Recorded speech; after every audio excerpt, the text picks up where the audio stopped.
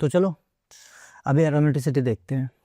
अगर तुम लोगों को याद है तो लास्ट क्लास में मैंने तुम लोगों को कुछ क्वेश्चंस ऐसे दिखाए थे, अगर तुमको स्क्रीन पे जो दिख रहा है कि एक क्वेश्चन दिखाया था, एक क्वेश्चन से बेसिकली हमने स्टार्ट किया था। फिर मैंने बोला था कि अगर तुमको बेसिसिटी का क्वेश्चन करना है तो उससे पहले तुमको बेस क्या है उसको अच्छे से समझना होगा, उससे पहले तुमको एरोमेटिसिटी को भी समझना होगा, और एरोमेटिसिटी समझने के लिए तुमको रेजोनेंस समझना होगा। और रेजोनेंस में तुमको जैसे कि रिएक्शन इंटरमीडिएट आ सकता है, सिग्मा पाई बॉन्ड आ सकता है, एंड कॉन्सेप्ट ऑफ हाइब्रिडाइजेशन, ये 3-4 कॉन्सेप्ट्स तुमको चाहिए होता है। ठीक है, इसी में मैंने तुमको जोड़ के, अगर तुमको याद है तो ये कार्बोकैटायन का हाइब्रिडाइजेशन, कार्बोनाइन का हाइब्रिडाइजेशन, फिर बाद में अगर किसी कंपाउंड में कार्बोकैटायन हो या फिर किसी कंपाउंड में कार्बोनाइन हो, वो जब रेजोनेंस परफॉर्म करता है तो फिर उसका हाइब्रिडाइजेशन कैसे चेंज होता है उस पे भी हमने बात किया। अगर तुम देखो यहाँ पे कार्बोकैटायन का हाइब्रिडाइजेशन में कोई चेंजेस नहीं होता, वो sp2 ही रहता है। लेकिन अगर कार्बोएनायन हो तो कभी कभार उसका हाइब्रिडाइजेशन क्या हो जाता है, sp3 से sp2 में भी आ जाता है। जैसे कि यहाँ पे अगर तुमको याद है तो यहाँ पे मैंने दिखाया था स्क्रीन में, अगर तुम देख पा रहे हो, इसका sp3 था, लेकिन क्योंकि ये अभी प्लेनर हो चुका है तो इसका हाइब्रिडाइजेशन इस कार्बन का हाइब्रिडाइजेशन हो जाता है sp2। याद आ रहा है?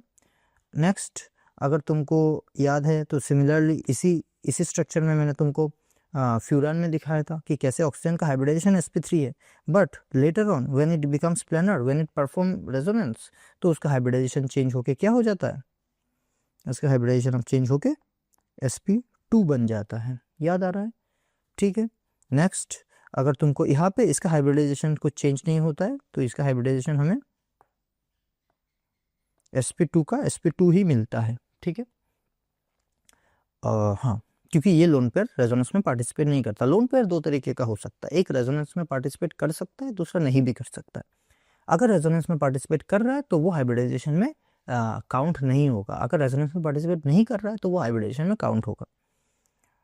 ठीक है, तो चलो अभी शुरू करते हैं। देखो यहाँ पे नोट बहुत लंबा है, मैं नोट को लाइन बाय लाइन पढ़ के तुमको नहीं समझाऊंगा, मैं तुमको ऊपर ही ऊपर समझाऊंगा, पूरा कॉन्सेप्ट ऊपर ही ऊपर दूंगा। कुछ लाइन बाय अगर यहाँ पे डिस्कशन में अगर बीच में मिस भी हो जाए तो you read it by yourself, then if you have any doubt you can contact me. तो क्या है, चलो शुरू करते हैं। हमारा टॉपिक का नाम है aromaticity.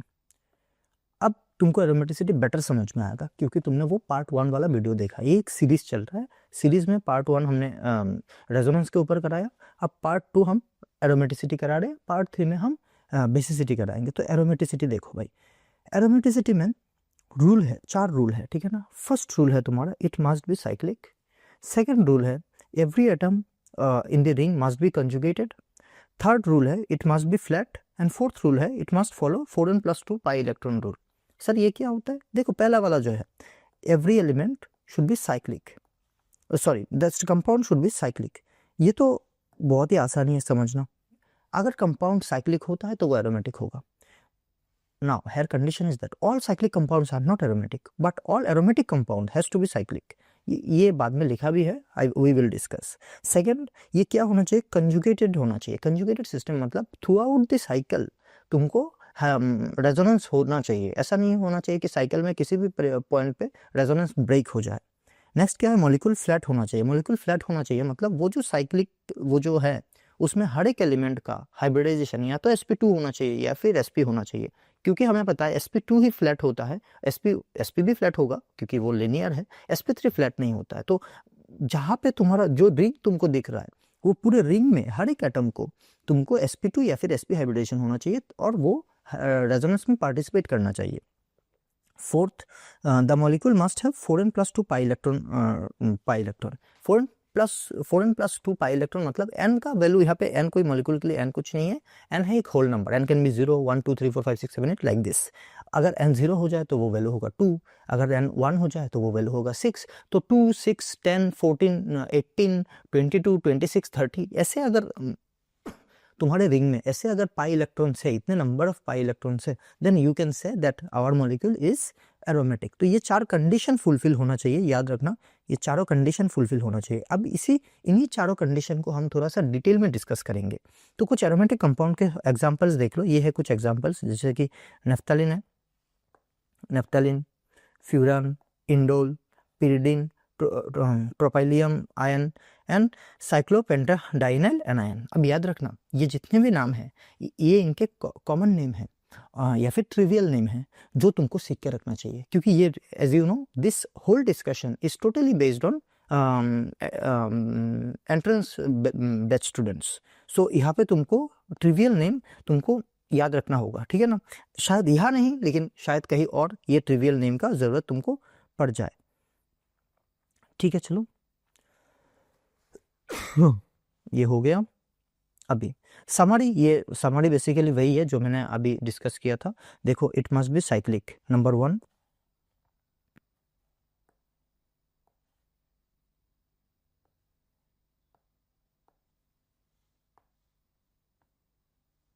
It must be cyclic. Cyclic तुमको दिख रहा है, ये साइक्लिक है, ये एसाइक्लिक है। तो साइक्लिक जो नहीं होगा, जो साइक्लिक नहीं होगा वो एरोमेटिक भी नहीं होगा, सीधी बात। नेक्स्ट क्या है, there must be conjugation. Conjugation मतलब रेजोनेंस पूरा होना चाहिए, पूरा रिंग में throughout the ring resonance घूमना चाहिए। तो यहाँ पे देखो रेजोनेंस घूमेगा ना, double bond single bond, double bond single bond, अगर ऐसे double bond single bond, double bond single bond, double bond single bond ऐसे अगर रहे तो रेजोनेंस होगा, या फिर अगर लोन पेयर भी रहे तब भी रेजोनेंस होगा यहाँ पे। लेकिन यहाँ पे देखो, यहाँ पे क्या रेजोनेंस होगा, इस कार्बन का हाइब्रिडेशन कितना होगा, sp3 होगा, इस कार्बन का हाइब्रिडाइजेशन होगा sp3। अगर रिंग में कोई कार्बन या फिर कोई एटम जिसका हाइब्रिडाइजेशन sp3 हो जाए तो याद रखना ये रेजोनेंस को ब्रेक कर रहा है। वो जो कंजुगेशन हो रहा है, कंजुगेशन मतलब रेजोनेंस यहाँ से नेक्स्ट का एलिमेंट से नेक्स्ट एलिमेंट, नेक्स्ट एलिमेंट से नेक्स्ट एलिमेंट, ऐसे जो घूम रहा है वो उस सीक्वेंस को ब्रेक कर रहा है। अगर किसी एलिमेंट का हाइब्रिडेशन sp3 होता है तो sp3 हो गया मतलब अब कंजुगेशन बीच में रुक गया, तो ये कंपाउंड एरोमेटिक नहीं हो सकता है। नेक्स्ट है तुम्हारा 4n+2 pi electron. 4n+2 pi electron मतलब यहाँ पे तुमको इलेक्ट्रॉन का नंबर 2, 4, 2, 6, 10, 14, 18, 22, 26, 30 ऐसा होना चाहिए। मतलब बेसिकली हम ऐसे भी बोल सकते हैं कि ऑड सीरीज का जो है मतलब 1, 3, 5, 7 ऑड सीरीज का डबल होना चाहिए। तो अगर ऐसा होगा तो ये कंपाउंड क्या होगा, एरोमेटिक होगा, और एल्स नहीं होगा।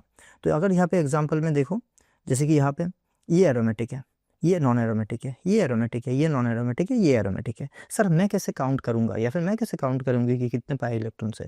डोंट वरी, जब 4th रूल आएगा हम ऐसे ही समझ जाएंगे। अब आओ पहला कि ये एक पॉइंट है कि basically the emergent property of aromaticity. Aromaticity से होता क्या है, एरोमेटिसिटी मतलब फ़ायदा क्या, एरोमेटिसिटी से क्या होता है ना, कंपाउंड और ज़्यादा स्टेबल हो जाता है। अगर तुमको पता है ऑर्गेनिक में हमने पढ़ा है कि अगर किसी कार्बोकैटायन या फिर कार्बन आयन का तुमको स्टेबिलिटी देखना है तो तुम पहले क्या देखते हो, रेजोनेंस, उसके बाद देखते हो other effect like hyperconjugation for carbocation, inductive effect for carbocation, carbanion all, angle strain, ये सब हम देखते हैं ना।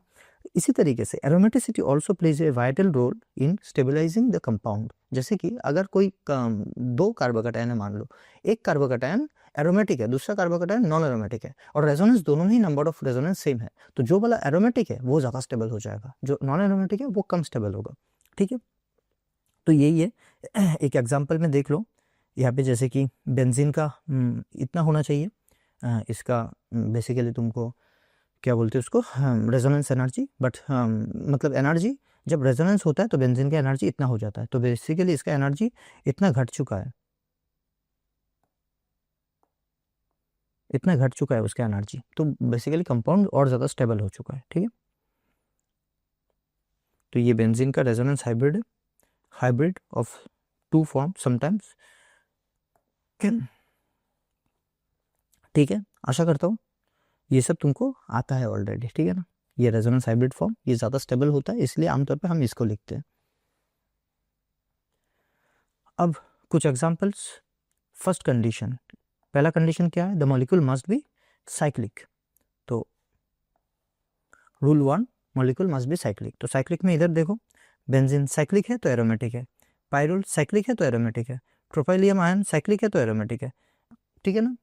वो देखो एक बात जो मैंने बोला था कि हर साइक्लिक मतलब एरोमेटिक होने के लिए साइक्लिक होना ज़रूरी है, लेकिन साइक्लिक हो गया इसका मतलब ऐसा नहीं है कि कंपाउंड एरोमेटिक हो जाएगा। जैसे कि हम बोलते हैं ना कि all enzymes are protein, but all proteins are not enzymes. उसी तरीके से all aromatic compounds are cyclic but not all cyclic compounds are aromatic.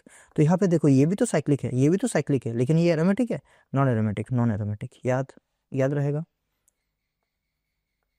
याद रहेगा। इसको मैं एक लाइन लिख लेता हूँ,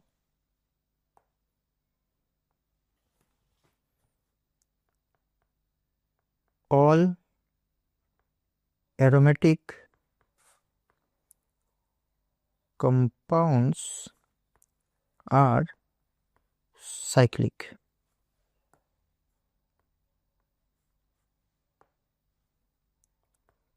but all cyclic compounds are not aromatic।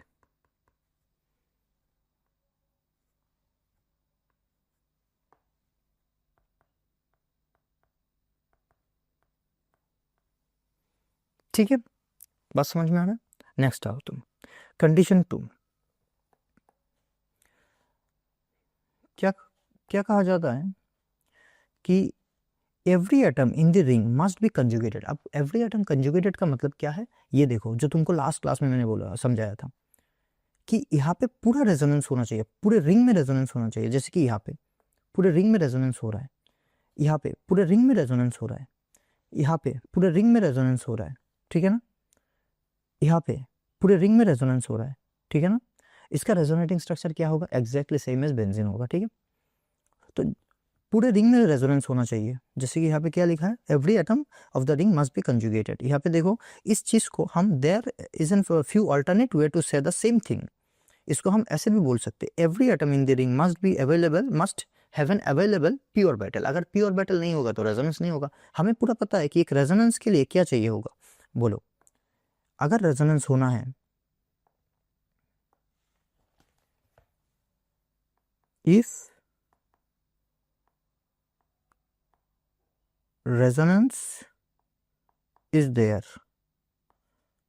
अगर रेजोनेंस हो रहा है तो हर एक एलिमेंट में एक मान लो एक रिंग है। अब रिंग कितने भी एटम, कितने भी कार्बन का होगा, मान लो इसका है, इसका है, मैं जानबूझ के इसमें जितने भी ज़्यादा नंबर ऑफ कार्बन है मैं उस पर इतना डाल रहा हूँ। अब रेजोनेंस का एक ही कंडीशन है कि सबको एक एक पी ऑर्बिटल कंट्रीब्यूट करना होगा। तुम देखो, पूरा रेजोनेंस इसी चीज़ पे बेस्ड होते हैं। यहाँ पे तुमको अगर लास्ट क्लास का भी नोट अगर याद होगा तो रेजोनेंस के लिए मैंने यहाँ पे शायद लिखाया भी था, हाँ ये देखो लिखाया था कि रेजोनेंस के लिए तुमको क्या चाहिए, तुमको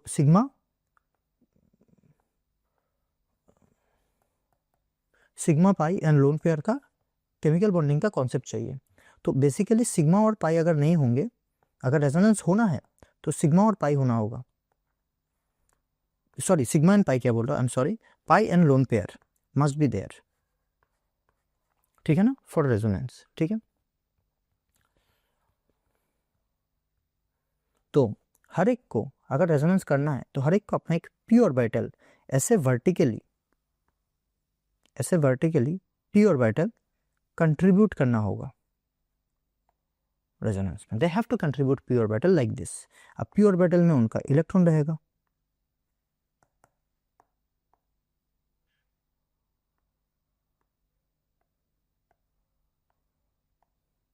ठीक है ना। ये इलेक्ट्रॉन्स आपस में यहाँ पे आपस में ये लोग शेयर करेंगे, ठीक है ना। ऐसा भी हो सकता है कि ये जो स्ट्रक्चर है, ऐसा भी हो सकता है कि इस पे कहीं पे पी ऑर्बिटल में 2 इलेक्ट्रॉन है, ऐसा भी हो सकता है, ठीक है ना।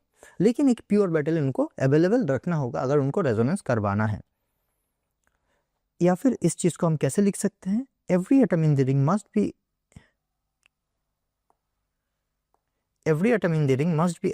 must be able to participate in resonance, जो मैंने ऑलरेडी बोल दिया, ठीक है ना। अगर ऐसा कंडीशन हो रहा है तो हम बोल सकते हैं कि दे आर इन कंजुगेशन। तो हम बोल सकते हैं the system is in conjugation,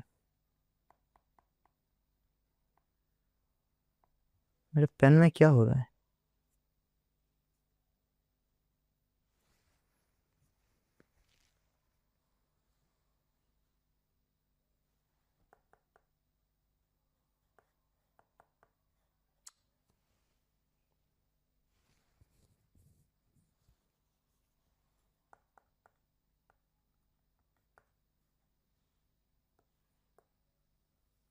ठीक है, देखो नेक्स्ट, तो यहाँ पे एक लाइन लिखा है कि sp3 hybridised atom with 4 bonds they kill conjugation. अगर कहीं पे भी रिंग में एक कार्बन, ऐसा कार्बन बोल लो या फिर ऐसा कोई एक एलिमेंट दिख गया जो बेसिकली sp3 हाइब्रिडाइज हो जाता है, तो वो कंजुगेशन को किल करेगा। तो यहाँ पे देख लो, अगर इसी चीज को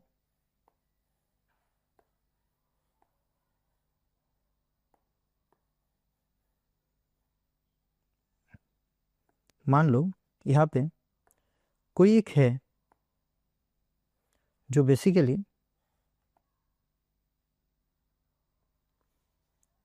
कंजुगेशन नहीं कर रहा है, मान लो उसका कोई दूसरा बॉन्ड वॉन्ड उसने बना दिया, ठीक है ना, मान लो उसने अपना दूसरा बॉन्ड वॉन्ड बना दिया, तो ऐसे सिचुएशन पे क्योंकि इसका हाइब्रिडाइजेशन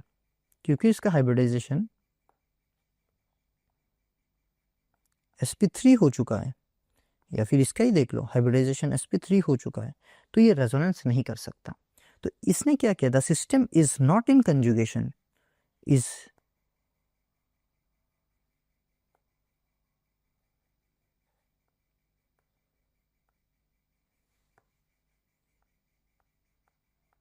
नॉट इन कंजुगेशन। ऐसे सिचुएशन को हम बोलेंगे ये कंजुगेटेड नहीं है, ठीक है।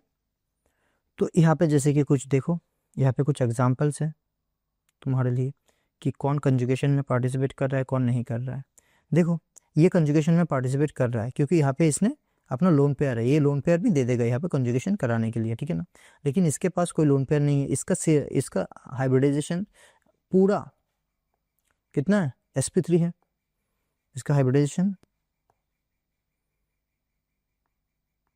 sp3 है, तो ये कंजुगेशन नहीं करेगा। ये नॉन एरोमेटिक क्योंकि इसका भी हाइब्रिडाइजेशन sp3 है, ये नॉन एरोमेटिक क्योंकि इसका भी हाइब्रिडाइजेशन sp3 है, ये नॉन एरोमेटिक क्योंकि इसका भी हाइब्रिडाइजेशन sp3 है। बात समझ में आ रहा है कि नहीं आ रहा है? तो ये कंजुगेशन नहीं करेंगे। तो सर एक बात बताओ, ये जो ब्लू इंक का है, हाँ, ये जो नाइट्रोजन है इसका हाइब्रिडाइजेशन थोड़ी ना sp2 है, इसका भी तो sp3 है, इसका भी तो sp3 है। देखो हाइब्रिडेशन हम ऐसे निकालते हैं, sigma plus lone pair, 3 sigma bond है, 1 2 3 और एक लोन पेयर है, तो 4 हुआ, 4 माने sp3। अरे बुर्बक, मैंने तुमको पहले ही बोला था कि ऐसे सिचुएशन पे अगर वो देख रहा है कि मतलब शायद अगर तुम्हारे मन में ऐसा सवाल आ रहा है तो मतलब तुमने वो पहला वाला वीडियो अच्छे से नहीं देखा है, क्योंकि पहले वाले वीडियो में ही मैंने इस चीज़ को अच्छे से एक्सप्लेन किया है कि अगर उसके पास एक लोन पेयर है जो कि खाली बैठा है और उसको दिख रहा है कि there is a chance to perform resonance, तो वो डेफिनेटली रेजोनेंस में पार्टिसिपेट करेगा, क्योंकि इससे उसका एनर्जी घट रहा है, पोटेंशियल एनर्जी घट रहा है, इसका स्टेबिलिटी बढ़ रहा है, ठीक है ना। तो इसका हाइब्रिडाइजेशन sp3 नहीं है, इसका हाइब्रिडाइजेशन sp2 है। बात समझ रहे हो कि नहीं समझ रहे हो? सिमिलरली इसका भी हाइब्रिडाइजेशन sp2 होगा, इसका भी हाइब्रिडाइजेशन sp2 होगा। सिमिलरली हाँ, इसका तो sp2 ही है कार्बोकेटायन का, ठीक है ना। अब next, the molecule must be flat. Actually इस रूल को ना तीसरे रूल पे रखा गया था, ठीक है, और इस रूल का बेसिकली इतना कुछ मतलब सेंस बनता नहीं है, क्योंकि the molecule must be flat. Sir क्यों सेंस क्यों नहीं बनता? क्योंकि देखो, अगर हर एक एटम रेजोनेंस में पार्टिसिपेट कर रहा है, अगर जैसे कि यहाँ पे मैंने बोला है, अगर हर एक एटम रेजोनेंस में पार्टिसिपेट कर रहा है तो मतलब वो फ्लैट ही होगा, उसको फ्लैट ही होना होगा। बात समझ रहे हो कि नहीं समझ रहे हो? अगर हर एक एटम रेजोनेंस में पार्टिसिपेट कर रहा है तो उसको उसका प्लेनर ही होना होगा, sp2 ही होना होगा, sp2 मतलब फ्लैट ही होना होगा। इसको देखो, ये रेजोनेंस में पार्टिसिपेट नहीं कर रहा है, sp3 है, तो ये फ्लैट भी नहीं है, ये तो 3D स्ट्रक्चर हो जाएगा ना, ये तो एक 3 डायमेंशनल कार्बन हो जाएगा। बात समझ रहे हो कि नहीं समझ रहे हो? यहाँ पे भी ये भी 3 डायमेंशनल हो जाएगा इसका जियोमेट्री, तो ये फ्लैट नहीं है। तो बेसिकली इस रूल का मतलब यही है कि हर एक को, इसलिए देखो यहाँ पे क्या लिखा है, पढ़ो अच्छे से, कि the fourth condition of aromaticity is that the molecule must be planar or flat. The aromaticity of aromaticity is such a stabilizing property which is generally molecule blah blah blah, and एक लिखा है यहाँ पे, अच्छा हाँ इधर देखो, generally if the first 3 condition are met then it is usually safe to assume that the molecule is flat. अगर ऐसा कंडीशन होता है कि तीनों, पहले के तीनों कंडीशन, सर पहले के तीनों कंडीशन क्यों, पहले के तो 2 कंडीशन थे, एक था साइक्लिक, दूसरा था कंजुगेशन। एक्चुअली उस तीसरे कंडीशन को मैंने चौथे नंबर पे रखा है क्योंकि वो थोड़ा सा लेंदी है, ज़्यादा बड़ा है, तो मैंने सोचा कि वो एकदम एंड में समझाऊंगा, ठीक है, तो इसीलिए यहाँ पे ऐसा लिख रहा है। तो बेसिकली ये थर्ड कंडीशन या फिर फोर्थ कंडीशन जो भी बोलो, ये क्या बोल रहा है कि मॉलिक्यूल को फ्लैट होना होगा। अब तुम बोलो कि सर आपने तो बोला है यहाँ पे जब भी ऐसे सिचुएशन आएंगे अगर वो रेजोनेंस में पार्टिसिपेट कर रहा है तो वो फ्लैट ही होगा, हाँ फ्लैट ही होगा, लेकिन कभी कभार कुछ ऐसे एक्सेप्शनल केस भी हमारे सामने आ जाते हैं जहाँ पे मॉलिक्यूल फ्लैट नहीं होता है। जैसे कि इस मॉलिक्यूल को देखो, यहाँ पे ये तुमको क्या क्या दिख रहा है, यहाँ पे तुमको दिख रहा है कि रेजोनेंस होगा, यहाँ से यहाँ पे जाएगा, यहाँ से यहाँ पे जाएगा, यहाँ से यहाँ पे जाएगा, यहाँ से यहाँ पे जाएगा, यहाँ से यहाँ पे जाएगा, ठीक है ना। ये तुमको लग रहा है ऐसे रेजोनेंस होगा स्मूथली, बट प्रॉब्लम ये है कि यहाँ पे रेजोनेंस स्मूथली नहीं होता है। द रीज़न इज दैट ये जो 2 हाइड्रोजन तुम देख रहे हो, ये 2 हाइड्रोजन बहुत ही प्रॉब्लम क्रिएट करते हैं। ये 2 हाइड्रोजन बहुत ही प्रॉब्लम क्रिएट करते हैं। सर कैसा प्रॉब्लम क्रिएट करता है, ये देखो, इसके स्ट्रक्चर को समझो। Its structure is like this,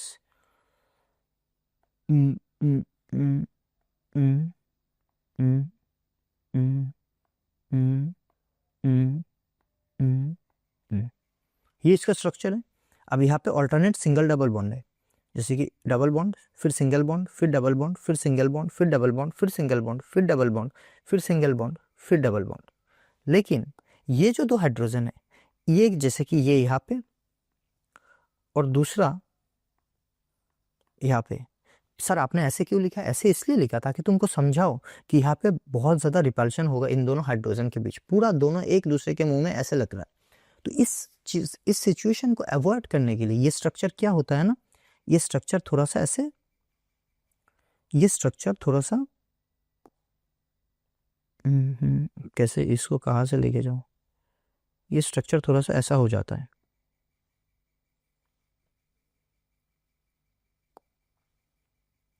पता नहीं कितना ड्रॉ कर पाऊंगा, कितना समझा पाऊंगा।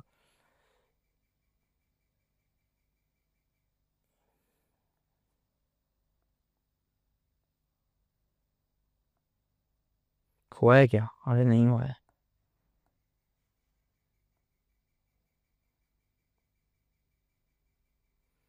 एक दो तीन चार पाँच, एक हाइड्रोजन ऊपर, दूसरा हाइड्रोजन ऊपर।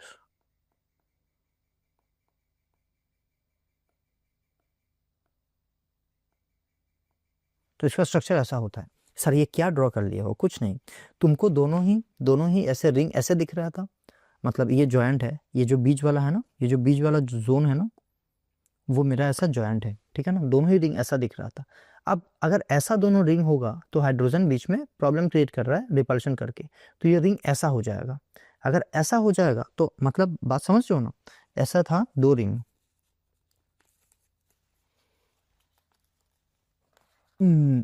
ऐसा 2 रिंग था, इन दोनों रिंग में यहाँ पे एक हाइड्रोजन था, यहाँ पे एक हाइड्रोजन था। अगर स्ट्रेट आ रहा है तो दोनों एक दूसरे को रिपल्शन कर रहे हैं। अब रिंग हो जाएगा ऐसे, रिंग हो जाएंगे ऐसे, ठीक है ना। अब ऐसे हो जाने से क्या, इसका हाइड्रोजन ऊपर, इसका हाइड्रोजन ऊपर, इसका हाइड्रोजन ऊपर। अब रिपल्शन उस तरीके से नहीं होगा क्योंकि दोनों पैरेलल ही है। अभी पहले दोनों एक दूसरे को पूरा कलाइड कर रहे थे या फिर डायरेक्ट रिपल्शन हो रहा था। अभी एक ऊपर दूसरा भी ऊपर, but they are parallelly, they have a distance between them. तो अब ये स्ट्रक्चर तो प्लानर नहीं रहा, तो एरोमेटिक भी नहीं रहा, लेकिन इसके बाकी सारे कंडीशंस मैच कर रहे थे, बट स्ट्रक्चर अब एरोमेटिक नहीं होगा। सिमिलरली ये एक एग्जांपल देखो, ये एरोमेटिक है, यहाँ पे इस स्ट्रक्चर को देखो, ये स्ट्रक्चर वही है, पूरा का पूरा वही, दो बेंजीन रिंग ऐसे आपस में लगे हैं, ठीक है ना, ऐसे लगे हैं, लेकिन वो जो CH3 है, ठीक है ना, सॉरी, इन दोनों के बीच एक CH2 देख रहे हो तुम, ये CH2 देख रहे हो, please look at the camera, look at me. तो ये दोनों CH2 ऐसे ऐसे लगे हैं, तो अब ये दोनों रिपल्शन नहीं दे रहे किसी को, ठीक है ना, ये इस कार्बन का और ये इस कार्बन का, और हाइड्रोजन यहाँ पे, ठीक है ना, मेरे हाथ का राइट हैंड के जॉइंट पे, लो गिर ही गया, ठीक है। आशा करता हूँ बात समझ में आ रहा है। ये ऊपर उठा हुआ है, ये ऊपर उठा हुआ है, ठीक है ना, तो ये प्लेन को डिस्टर्ब नहीं कर रहा है, प्लेन एज इट इज है, ये ऊपर उठ चुका है। इस एग्जाम्पल को हम एरोमेटिक मानेंगे, लेकिन पहले वाले एग्जाम्पल को नॉन एरोमेटिक मानेंगे। अच्छा, इसका एक नाम होता है, ठीक है, एन्यूल, इसका सॉरी एन्यूल क्या बोल रहा है, एन्यूलिन 10 बोलते हैं इसको। 10 क्यों? क्योंकि यहाँ पे 10 पाई इलेक्ट्रॉन होते हैं। एन्यूलिन ऐसे एन्यूलिन 14 भी होता है, ठीक है। तो this it is not flat, यहाँ पे इस लाइन को पढ़ो, it is not flat, so it is not aromatic, ठीक है। अब हमारा लास्ट क्या बोलते हैं, लास्ट कंडीशन। इस कंडीशन को देखोगे तो मैंने यहाँ पे बहुत सारे लाइंस लिखे हैं, पहला स्लाइड, दूसरा स्लाइड, तीसरा स्लाइड, चौथा स्लाइड, पांचवा स्लाइड, छठा, ऐसे 6 स्लाइड्स मैंने बनाया, ठीक है ना। तो इतना तो मैं तुमको नहीं पढ़ाऊंगा, तुम ये पढ़ के समझ जाओगे बेसिकली मैं कहना क्या चाहता हूँ, कि जो पाई इलेक्ट्रॉन्स है, अब पाई इलेक्ट्रॉन्स क्या होते हैं, पाई इलेक्ट्रॉन्स क्या होते हैं, पाई इलेक्ट्रॉन्स होते हैं pi bond electrons as well as lone pair, मेरा पेन बहुत डिस्टर्ब कर रहा है, समझ में नहीं आ रहा, lone pair electrons, but remember both the electrons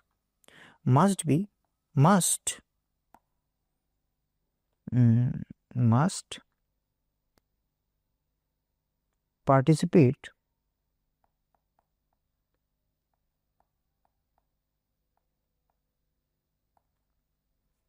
in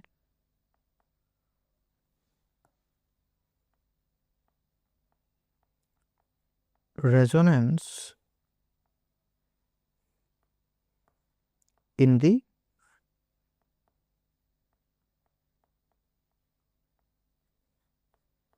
ring. ये दोनों ही इलेक्ट्रॉन रिंग में रेजोनेंस में पार्टिसिपेट करना चाहिए। अगर कोई लोन पेयर है जो रिंग में रेजोनेंस में पार्टिसिपेट नहीं कर रहा है, तो उसको हम पाई इलेक्ट्रॉन कंसीडर नहीं करेंगे। इस स्टेटमेंट को अच्छे से सुनो। अगर कोई इलेक्ट्रॉन है जहाँ पे लोन पेयर ऑफ इलेक्ट्रॉन है जो बेसिकली एटम में है, हेटेरोएटम में है, लेकिन वो रेजोनेंस में पार्टिसिपेट नहीं कर रहा, तो उसे पाई इलेक्ट्रॉन में कंसीडर नहीं किया जाएगा। लेकिन अगर कोई लोन पेयर ऑफ इलेक्ट्रॉन है जो रेजोनेंस में पार्टिसिपेट कर रहा है रिंग में, तो हम इसको पाई इलेक्ट्रॉन कंसीडर करेंगे। अगर कोई डबल बॉन्ड है जो रेजोनेंस मतलब इनसाइड द रिंग रेजोनेंस में पार्टिसिपेट कर रहा है, आमतौर पर सभी डबल बॉन्ड करते हैं, लेकिन फिर भी मैं बोल रहा हूँ अगर कर रहा है तो उसे हम पाई इलेक्ट्रॉन में कंसिडर करेंगे। लेकिन अगर कोई lone pair of electron ring में नहीं है, सॉरी रिंग में है लेकिन रेजोनेंस में पार्टिसिपेट नहीं कर रहा है, तो उसे हम पाई इलेक्ट्रॉन कंसिडर नहीं करेंगे, ठीक है ना। इस चीज़ को अच्छे से अपने दिमाग में घुसा लेना, ठीक है। अब नेक्स्ट देखो कि the fourth condition is that is cyclic conjugated molecule and must have the correct number of pi electrons. Pi electrons correct number का पाई इलेक्ट्रॉन होना चाहिए। कितना पाई इलेक्ट्रॉन होना चाहिए? वो है बेसिकली 4n + 2 पाई इलेक्ट्रॉन होना चाहिए। n क्या है sir? n is not a property of A molecule. n कोई प्रॉपर्टी नहीं है, n सिर्फ एक नंबर है, याद रखना। Where do I find n in benzene? n is not a property of a molecule. n molecule का कोई प्रॉपर्टी नहीं है, n है एक होल नंबर, ठीक है ना। n का वैल्यू होगा 0, 1, 2, 3, 4, 5, 6, 7, 8 ऐसे, ठीक है ना। ये होगा n का प्रॉपर्टी। नेक्स्ट, तो अगर n 1 हुआ, देखो अगर n if for n is equal to 0, four N plus two का वैल्यू कितना होगा 2, for N is equal to 1 4n plus 2 का वैल्यू कितना होगा 6, for N is equal to 2 4n plus 2 का वैल्यू कितना होगा 10, for N is equal to 3 4n plus 2 का वैल्यू कितना होगा 14, for N is equal to 3 4 it will be 18। तो n का वैल्यू अगर 0 से 1 0 1 2 ऐसे हम ले तो 4n प्लस 2 का वैल्यू होगा ये वाले वैल्यूज 2 6 10 14 18 एंड सो ऑन। तो अगर तुम्हारे रिंग में ये नंबर ऑफ पाई इलेक्ट्रॉन्स है तो वो कंपाउंड रेजोनेंस तो वो कंपाउंड एरोमेटिक होगा। सो यहाँ पे मैं अगर एक लाइन लिख दूं, if the ring contains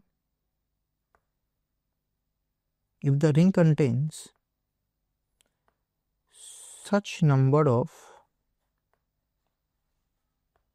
pi electron, then only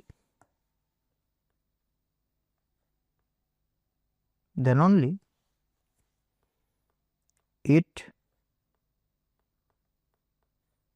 will be aromatic. लेकिन अगर तुम्हारे रिंग में इतने नंबर ना हो के, मान लो तुम्हारे रिंग में हो जाए 0 1 3 4 5 7 9 11 12 13 15 16 17 ऐसे नंबर ऑफ पाई इलेक्ट्रॉन हो जाए, then they are not aromatic. बात समझ में आ रहा है कि नहीं आ रहा है? तो सर मुझे इस चीज़ को ढूंढने के लिए मुझे क्या करना, मतलब इस चीज़ के लिए मुझे क्या करना होगा? कुछ करना नहीं है। तुम एक काम करो, तुम जो भी तुमको रिंग दिया जाएगा सबसे पहले तुम देखो वो साइक्लिक है कि नहीं है। साइक्लिक देखना वेरी इजी, ठीक है ना। उसको देखने के लिए तुमको सिर्फ ये देखना है कि साइकिल है कि नहीं है, पहला। दूसरा तुमको ये देखना है कि क्या यहाँ पे हर एक एटम कंजुगेशन में पार्टिसिपेट कर रहा है, मतलब हर एक एटम रेजोनेंस में पार्टिसिपेट कर रहा है कि नहीं कर रहा है। सर इसके लिए मुझे क्या करना होगा? इसके लिए तुमको पहला वाला वीडियो देखना होगा, पहली बात। दूसरी बात, तुम्हारा केमिकल बॉन्डिंग रेजोनेंस में पकड़ अच्छा होना होगा। तो ये दो चीज़ तुमने देख लिया। तीसरा तुमको ये देखना है कि अब इसमें जितने भी पाई इलेक्ट्रॉन है, पाई इलेक्ट्रॉन कैसे काउंट करेंगे सर? मैं कैसे समझूंगा पाई इलेक्ट्रॉन कौन है कौन नहीं? जो रेजोनेंस में पार्टिसिपेट कर रहा है वो पाई इलेक्ट्रॉन है और कोई नहीं है। इसके ऊपर भी मैं फिर से थोड़ा सा डिस्कस करूंगा, जो लास्ट क्लास में भी किया था, अभी भी थोड़ा सा डिस्कस करूंगा। देखो यहाँ पे लिखा भी है एक slide, which electron count as pi electron and which do not, ठीक है ना। तो but again in order to understand that you must watch the first video. तो क्या होगा यहाँ पे? हाँ, तो तुमको क्या देखना है? थर्ड स्टेप में तुमको ये देखना है कि यहाँ पे पाई इलेक्ट्रॉन कितना है। अगर पाई इलेक्ट्रॉन तुमको 2 मिलता है तो समझ जाना ये एरोमेटिक होगा। पाई इलेक्ट्रॉन 4 मिलता है तो समझ जाना एरोमेटिक नहीं होगा। पाई इलेक्ट्रॉन 6 मिलता है तो समझ जाना ये एक क्या होगा? एरोमेटिक होगा। पाई इलेक्ट्रॉन 10 मिल जाता है तो समझ जाना ये एरोमेटिक होगा। तो सर अच्छा 2 6 10 ऐसे देखना है मुझे? हाँ ऐसे देखना है। और अगर सर मैं भूल जाओ ऐसे तो कुछ नहीं करना है। पाई इलेक्ट्रॉन ढूंढो, उसको 2 से डिवाइड मारो। पाई इलेक्ट्रॉन जितना भी है उसे 2 से डिवाइड मारो। अगर डिवाइड मारने के बाद एक ऑड नंबर आता है तो समझ जाना ये एरोमेटिक होगा। मान लो 2 है, 2 को 2 से डिवाइड मारो, कितना आएगा? 1 आएगा। ऑड है मतलब एरोमेटिक है। आ गया 10, 10 को 2 से डिवाइड मारो, 5 है। ऑड है तो हो जाएगा एरोमेटिक। अब मान लो तुम्हारे पास हो गया आ गया 16, 16 को 2 से डिवाइड मारो, कितना है? 8 है। 8 ऑड है? नहीं है। 8 इवन है, तो ये एरोमेटिक नहीं होगा। बात समझ में आ रहा है? ये क्या होगा? Anti aromatic. अगर सभी कंडीशन मैच हो जाए और उसके बाद नंबर ऑफ पाई इलेक्ट्रॉन को 2 से डिवाइड मारने के बाद अगर ऑड आए तो एरोमेटिक, फिर अगर इवन आए तो एंटी एरोमेटिक, ठीक है।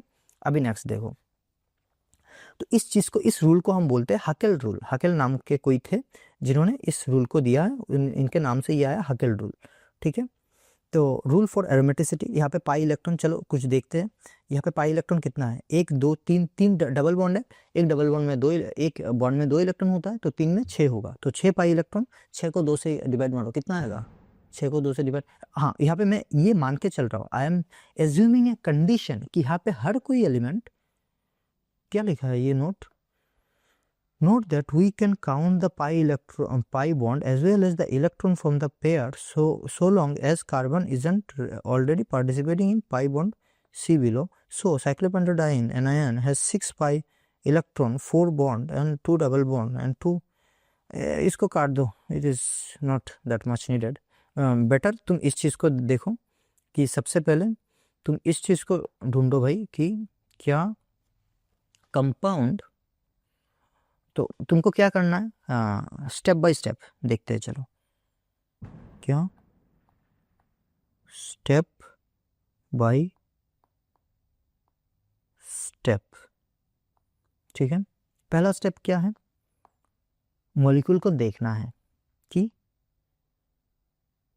पहले देखो, अरे यार ये इंक नहीं, पहले देखो मॉलिक्यूल साइक्लिक है कि नहीं है। मॉलिक्यूल साइक्लिक है कि नहीं है। नेक्स्ट देखो कि वो कंजुगेशन में जा रहा है कि नहीं जा रहा है। कंजुगेशन हो रहा है कि नहीं हो रहा है। सब कंजुगेशन कर रहे हैं कि नहीं कर रहे, एक दो का नहीं होगा, सब कंजुगेशन कर रहे हैं कि नहीं कर रहे। कंजुगेशन कर रहा है, ठीक है। नेक्स्ट स्टेप देखो कि नंबर ऑफ पाई इलेक्ट्रॉन गिनो, नंबर ऑफ पाई इलेक्ट्रॉन गिनो। अब नंबर ऑफ पाई इलेक्ट्रॉन जितना भी आता है उसको 2 से डिवाइड करो। Number of pi electron by 2, उसको 2 से डिवाइड मारो।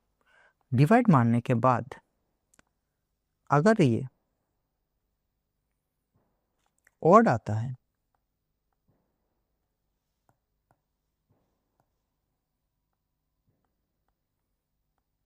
ऑड आता है,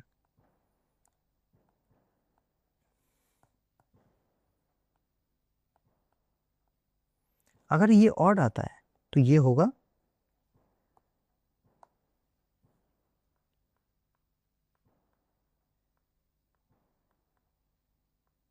एरोमेटिक। अगर ये इवन आता है तो ये होगा एंटी एरोमेटिक।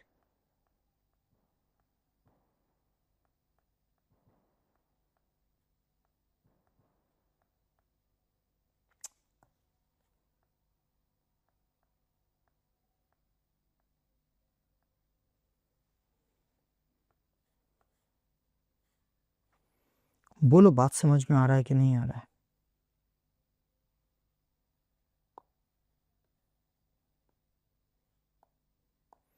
अगर यहाँ पे किसी भी स्टेप में मान लो कि साइक्लिक, ये तुम कब कंफर्मेशन में जा रहे हो, साइक्लिक है तो जाके तुम नेक्स्ट स्टेप देख रहे हो।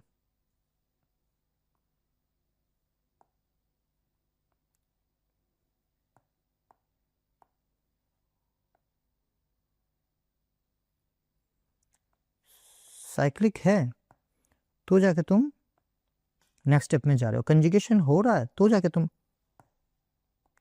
तुम नेक्स्ट स्टेप में जा रहे हो। नंबर ऑफ पाई इलेक्ट्रॉन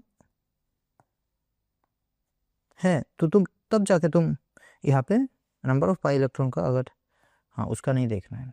अगर मान लो कहीं से भी कंपाउंड साइक्लिक नहीं होता है, अगर कहीं से भी कंपाउंड साइक्लिक नहीं होता है, कहीं से भी कंपाउंड में कंजुगेशन नहीं हो रहा है, तो वो हो जाएंगे नॉन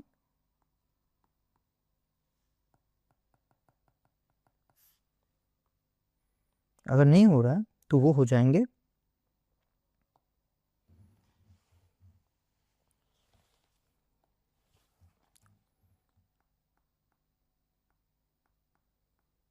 नॉन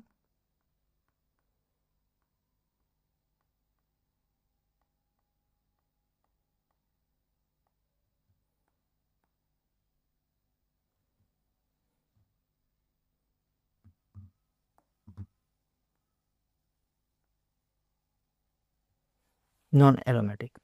बात समझ में आ रहा है कि नहीं आ रहा है। ये जो फ्लो चार्ट है ये तुमको याद रखना होगा, ये फ्लो चार्ट बहुत काम में आएगा, इसको याद रखना।